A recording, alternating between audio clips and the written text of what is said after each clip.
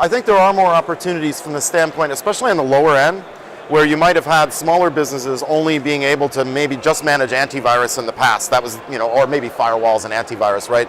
They didn't have the expertise on premise to do it themselves, so they just had a very minimal security structure. So the partners are seeing the smaller segment embracing more technology, because now that it's in the cloud, they don't need expertise in it anymore, right? They can actually, for a little bit of spend, get more security in their environment. In the mid-size, I'm not sure it's changing much. Mostly it's about cost. In the mid, it's mostly about price, I think, in the mid-market, right? Because those companies were big enough that they already had a lot of those solutions. So now it's a question of in-source versus outsource. Can you have a partner handle it instead of having internal people handle it? Is it cheaper to operate in the cloud rather than having to buy your own equipment and have a data center? And so I think it's more about price in the middle tier. But on the lower end, it's allowing those guys to get more security for their dollar and actually adopt more complicated technologies that they probably couldn't have used before because they didn't have the people to handle it. That's a good point. Now, in the short to medium term future for Sophos, what's going to be your flagship product that you're going to take forward? Or is it a suite, or what is the product expansion plans like? I think for us to increasingly provide reliable, simple security, it's all going to be about convergence of all the products working together.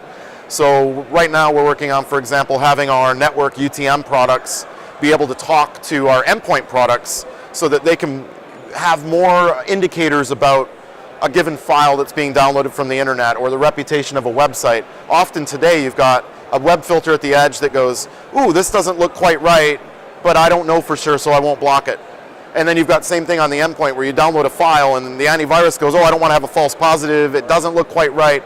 So we're working on being able to have all these pieces start communicating with one another so that if the network knows that it's not quite right and the endpoint knows it's not quite right, they can work together and go block it. And so I think convergence is really the focus for us of having these things work together more. It's like giving a dashboard type of a solution to the end customer. It is. Where they can see end to end how everything is working together.